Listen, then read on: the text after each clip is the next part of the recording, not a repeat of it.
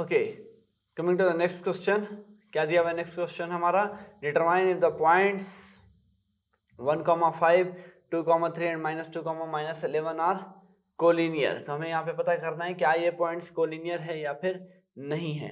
तो हमारे पास 3 पॉइंट्स दिए हुए हैं, तो जाहिर सी बात है कोलिनियरिटी के लिए हम लोग क्या चेक करते हैं, किसी भी 2 पॉइंट्स के बीच का सम जो होगा, ठीक है, वो इक्वल होना चाहिए किसके, थर्ड पॉइंट से। यानी यहाँ पे किसी भी 2 पॉइंट्स के बीच का डिस्टेंस जो है वो इक्वल होना चाहिए थर्ड पॉइंट्स के डिस्टेंस से, ठीक है। सम ऑफ 2 पॉइंट्स का जो डिस्टेंस होगा हमारे पास वो इक्वल होना चाहिए किससे, थर्ड पॉइंट के डिस्टेंस से। जैसा कि यहाँ पे 3 पॉइंट्स हैं आपके पास, तो फॉर एग्जांपल सपोज आप फर्स्ट पॉइंट और सेकंड पॉइंट के बीच का अगर डिस्टेंस निकालते हो, तो फर्स्ट पॉइंट और सेकंड पॉइंट के बीच का जो डिस्टेंस निकलेगा उनका सम किसके इक्वल होना चाहिए, थर्ड पॉइंट और फर्स्ट पॉइंट के, ठीक है। या फिर फर्स्ट पॉइंट और थर्ड पॉइंट का सम किसके इक्वल होना चाहिए, सेकंड पॉइंट और थर्ड पॉइंट का सम से, ठीक है। तो इस तरीके से हम लोग निकालते हैं कोलिनियरिटी का कंडीशन। अगर ये कंडीशन फॉलो करता है तो हम कह सकते हैं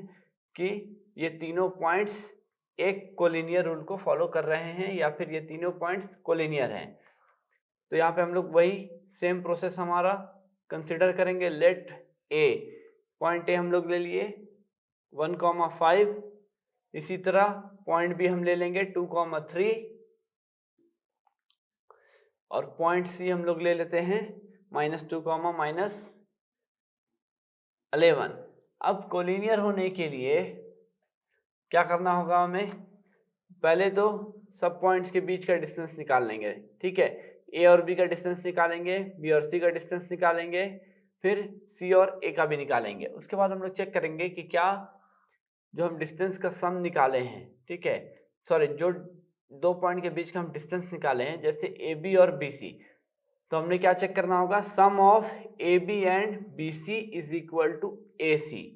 ये होगा तो हम कह सकते हैं कि ये कोलिनियर है। मतलब अगर हम A B plus B C करें वो इक्वल टू ए सी अगर आ जाता है तो हम कह सकते हैं कि हाँ ये तीनों पॉइंट्स कोलिनियर है। इसी तरह हम लोग डिस्टेंस फॉर्मूला अप्लाई करेंगे और फिर चेक करते हैं कि क्या ये पॉइंट्स कोलिनियर है या नहीं है। तो सबसे पहले हम लोग क्या लोकेट कर लेंगे, जो गिवन पॉइंट्स है उसके एक्स और वाई एक्सिस को। तो for point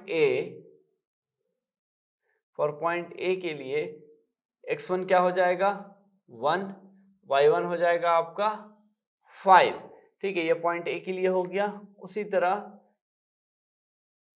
for point B के लिए क्या हो जाएगा, x2 हो जाएगा आपका 2, y2 हो जाएगा आपका 3, करेक्ट।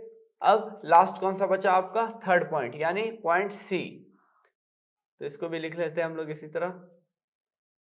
फॉर पॉइंट सी क्या हो जाएगा, x3 की वैल्यू हो जाएगी -2 और y3 की वैल्यू हो जाएगी -11। तो ये हमने तीनों पॉइंट्स को एलोकेट कर लिया और तीनों पॉइंट्स के एक्स एक्सिस और वाई एक्सिस को हमने डिनोट कर लिया, ठीक है।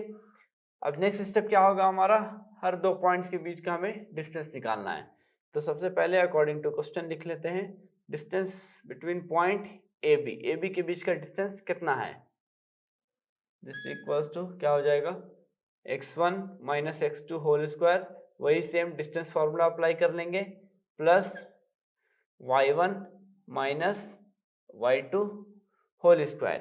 अब जब हमने डिस्टेंस फॉर्मूला लिख लिया तो जो जो एक्सिस के वैल्यूज है यहाँ पे दिए हुए उन सबको हम पुट कर लेंगे। तो ए बी की वैल्यू क्या हो जाएगी, A B is equal to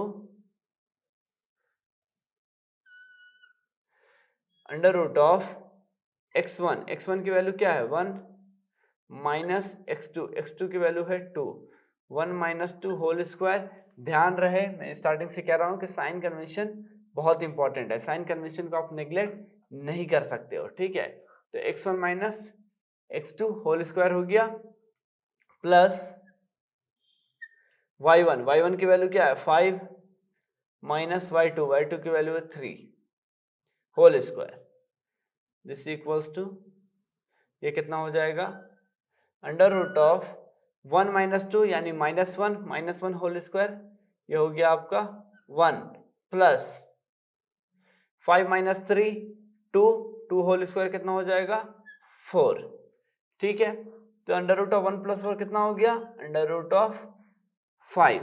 ये हमने निकाला distance between the point A B. अब इसी की तरह सेम प्रोसेस हम लोग अप्लाई करेंगे distance between the point B C निकालने के लिए and then further C A निकालने के लिए। तो बी सी कितना हो जाएगा अंडर रूट ऑफ बी और सी का अगर आप देखोगे ये दो पॉइंट्स के बीच का, तो एक्सिस हमने क्या लोकेट किया, बी के लिए x2 y2 है और सी के लिए x3 y3। तो डिस्टेंस फार्मूला भी अकॉर्डिंग टू इसी बेसिस पे हम लिखेंगे। तो डिस्टेंस फार्मूला क्या हो जाएगा बीसी के केस में x2 minus x3 whole square, जैसा कि हम यहाँ x1 minus x2 whole square लिखते थे। तो अब इन दो पॉइंट्स के बीच का निकाल रहे हैं, तो एक्सिस वैल्यू आप देख सकते हैं डिफरेंट है, इसलिए यहाँ पे हमने लिया x2 minus x3 whole square plus y2 minus y3 whole square. Correct, ये हो गया हमारा डिस्टेंस फॉर्मूला। तो BC की वैल्यू क्या हो जाएगी अंडर रूट ऑफ x2 की वैल्यू क्या है 2 माइनस x3 की वैल्यू है -2, तो 2 माइनस ऑफ ये हो जाएगा -2 होल स्क्वायर प्लस y2 की वैल्यू क्या है 3 माइनस y3, अब y3 की वैल्यू क्या है -11, तो यहाँ पे हमने लिख लिया -11 होल स्क्वायर। तो इसको अगर हम लोग कैलकुलेट कर लेंगे तो हमें क्या मिल जाएगा BC की वैल्यू, तो दिस इक्वल्स टू, अगर फर्दर इसको हम लोग कैलकुलेट कर लें तो क्या आ जाएगा 2 माइनस ऑफ -2 यानी माइनस माइनस प्लस, यहाँ पे हम लिख लेंगे 2 प्लस 2 होल स्क्वायर। तो यहाँ पे भी आपने देखा साइन कन्वेंशन कितना इंपॉर्टेंट रोल प्ले कर सकता है। ठीक है, तो ये चीज को आपको ध्यान में रखना होगा कि ये नेगेटिव साइन इन फॉर्मूला है और ये नेगेटिव साइन एक्सिस की वैल्यू है। 2 माइनस और माइनस प्लस 2 मतलब सॉरी 2 माइनस और -2 कितना हो गया 2 minus into minus plus 2 plus 2 whole square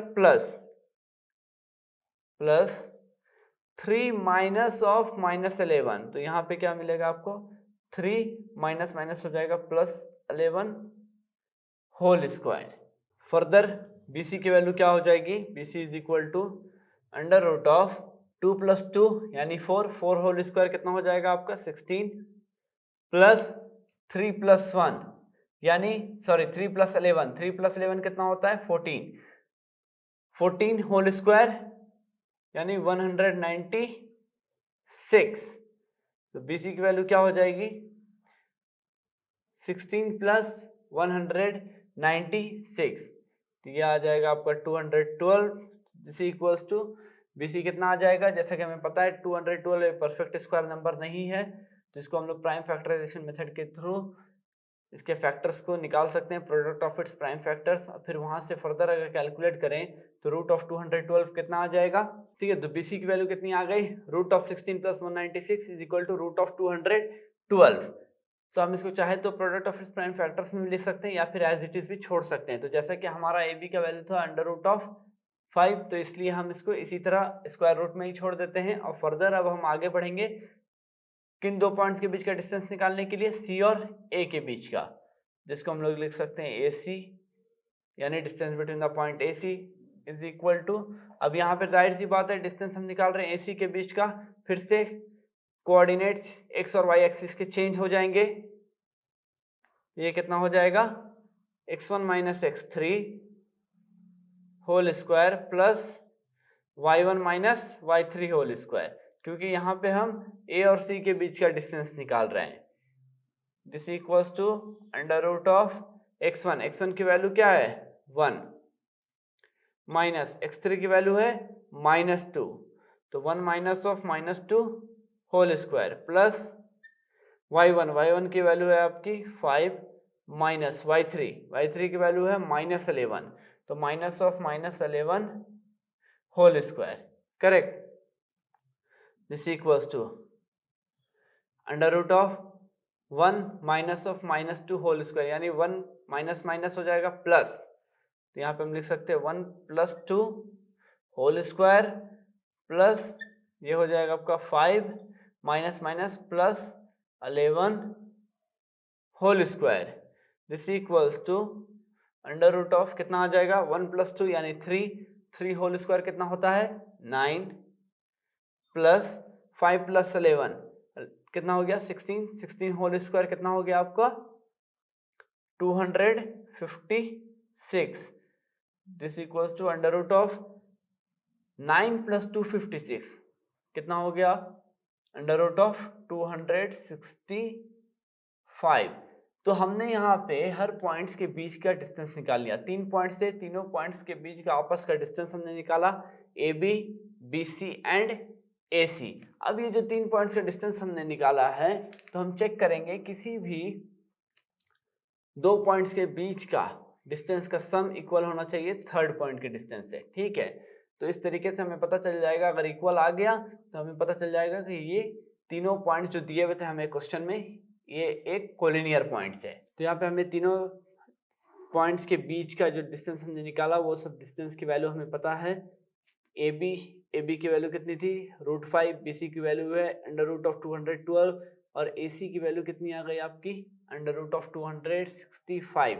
अगर इन तीनों वैल्यूज को आप ऑब्जर्व करो, सपोज फॉर एग्जांपल अगर मैं AB प्लस BC को ऐड करता हूँ क्या आएगा आपके पास, AB की वैल्यू थी √5 प्लस BC की वैल्यू कितनी है अंडर रूट ऑफ 212। आप देख सकते हो इन दोनों को हम ऐड नहीं कर सकते हैं, तो ये जो वैल्यू आया था आपके √5 प्लस अंडर रूट ऑफ 212, अगर आप AC की वैल्यू देखोगे तो AC की वैल्यू क्या थी, AC की वैल्यू है हमारी under root of 265।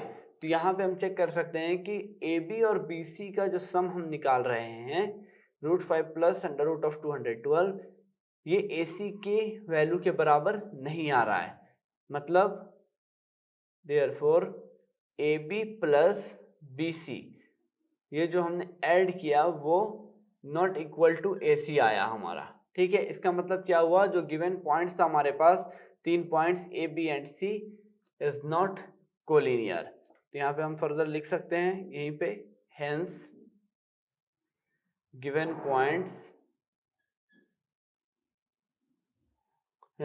Points are not collinear. ठीक है, तो इस तरीके से हम लोग कोलिनियरिटी का कंडीशन मालूम करते हैं। सबसे पहले distance between the 2 points, her 2 points के बीच का हम डिस्टेंस निकाल लेंगे अकॉर्डिंग टू डिस्टेंस फार्मूला, जिस तरीके से हम निकालते आ रहे हैं। डिस्टेंस निकालने के बाद डिस्टेंस फार्मूला को अप्लाई करके डिस्टेंस जब हम निकाल लेंगे हर 2 पॉइंट्स के बीच का, उसके बाद फाइनली हम क्या करते हैं कि जो डिस्टेंस हमने निकाला है हर 2 पॉइंट्स के बीच का, तो यहाँ पे हमारे पास कितना 3 पॉइंट्स था, तो तीनों पॉइंट के बीच का हमने डिस्टेंस निकाला। सबसे पहले AB, फिर BC का और फिर AC का। उसके बाद हम चेक करते हैं कि क्या sum of AB and BC is equal to AC हो रहा है या नहीं। अगर सम इक्वल नहीं आता है तो हम कह सकते हैं जो गिवन पॉइंट्स था हमारे पास वो कोलिनियर नहीं है, जैसा कि इस केस में हुआ। AB प्लस BC का सम बिल्कुल भी AC के बराबर नहीं आ रहा था, means AB plus BC not equal to AC। इसका मतलब क्या हो गया, हेंस द गिवन पॉइंट जो हमें पॉइंट दिए हुए थे क्वेश्चन में आर नॉट कोलिनियर।